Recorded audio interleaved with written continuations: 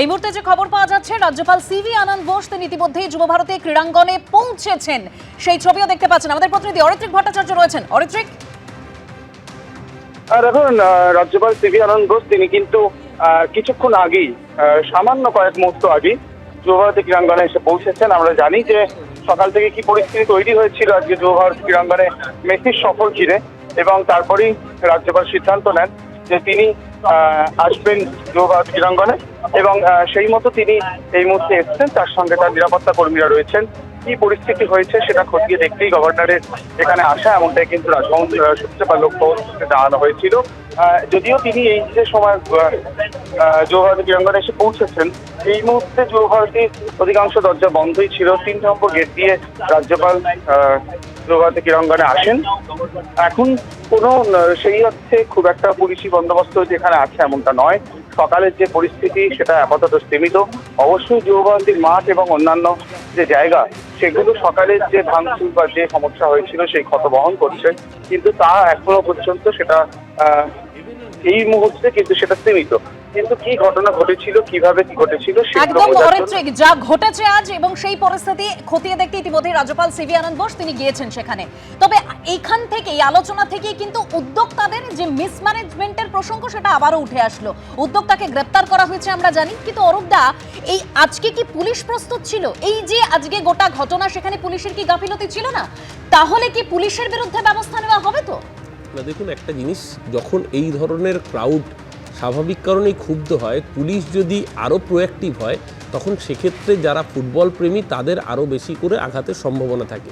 Police নিশ্চিতভাবে প্রথম দিকে সংযম রেখেছে, কিন্তু যখন এমন একটা এক্সটেন্টে পৌঁছেছে, এবং আমরা তো প্রথম থেকেই বলছি যে এখানে তো লিওনেল মেসি গীতা পাঠ করতে আসেননি, জয় শ্রীরাম স্লোগান দিয়ে যারা স্টেডিয়াম ভাঙচুর করেছে তারা বুঝিয়ে দিয়েছে যে আসলে স্টেডিয়ামের নাম সর্দার বল্লভভাই প্যাটেলকে এমন শ্রদ্ধা জানায় যে স্টেডিয়ামের নাম স্টেডিয়াম ভাই জানা গেছে। দ্বিতীয় কথা, এই যে শতদ্রু, এই যে এলিমেন্টটিকে গ্রেফতার করেছে পুলিশ, এই শতদ্রুকে বের করে করা যাবে। দুদিন পরে নেতা তরুণজ্যোতি তিওয়ারি আর বিকাশ ভট্টাচার্য এরা মিলে তো বের করাতে যাবে।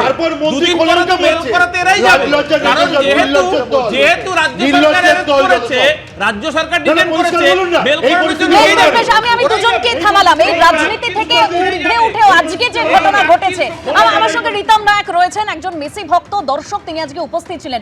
রিতম, তোমরা কি চাও এই মুহূর্তে? আমরা রিফান্ড যে দেওয়ার কথাটা বলা হচ্ছে, তখন থেকে রিফান্ড দিলে কি আমাদের এত দিনের যে একটা অল্প অল্প করে টাকা জমিয়ে যে টাকাটা জমানো, কেউ তো যে যারা 10,000 টাকা দিয়ে টিকিট কেটেছে, যারা 4,000 টাকা দিয়ে টিকিট কেটেছে, বা কেউ 30,000 টাকা দিয়ে টিকিট কেটেছে, তারা তো টাকাটা দিয়েছে মেসিকে দেখার জন্য। সে 5 মিনিট দেখুক, 10 মিনিট দেখুক, যেন মেসিকে শান্তভাবে দেখতে পারে। মেসি প্যান্টি শ্যুট করার কথা ছিল, সেটাও হয়নি। মেসির কোনো ঝলকই পাওয়া যায়নি। তো এখন টাকা যদি ফেরত দিয়েও দেয়, এতদিনের যে একটা ইচ্ছা দেখার, যে ভগবানকে একটা চোখের সামনে থেকে আমরা দেখতে পাবো, মানে যাকে আমরা দেখে এসেছি, ছোটো থেকে দেখে বড় হয়েছি, তার খেলা দেখে বড় হয়েছি, আমরা হয়তো কোনোদিন ভেবেছি সামনে থেকে দেখতে পাবো, সেটা তো হয়নি। এবং এই যে একটা ইচ্ছা আমাদের যে দেখার, ভগবানকে একটু এক ঝলক দেখার, সেই ঝলকটাকে আমরা ফেরত পেয়ে যাবো? একটা রিফান্ড দিয়ে দিলে বা এই যে তদন্ত কমিটি একটা গঠন করে দিলে আমরা কি সেটা দেখতে পাবো? আর পাবো? এত লোক যে হ্যারাস হলো দিনের পর দিন, কেউ গুয়াহাটি থেকে এসেছে, কেউ অনেকে তো, আমি স্টেডিয়ামে ছিলাম, আমাদের পাশে একটা ছেলে এসেছে, ও বলছে কোরিয়া থেকে এসেছে। তো ও এখন যে এত যে দূর থেকে দূর দূরান্ত থেকে যে ট্রাভেল করে আসছে, বা একটা হেক্টিক নিয়ে, আমার 4,000 টাকার অনেক দিনের পুরনো আমার একটা দাদার গিটার ছিল।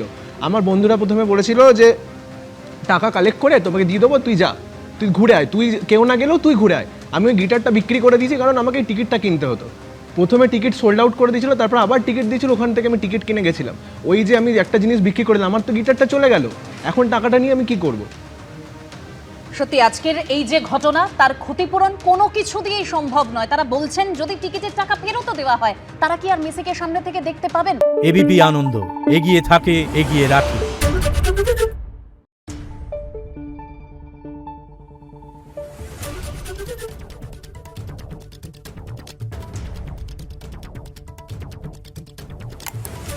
Thank you.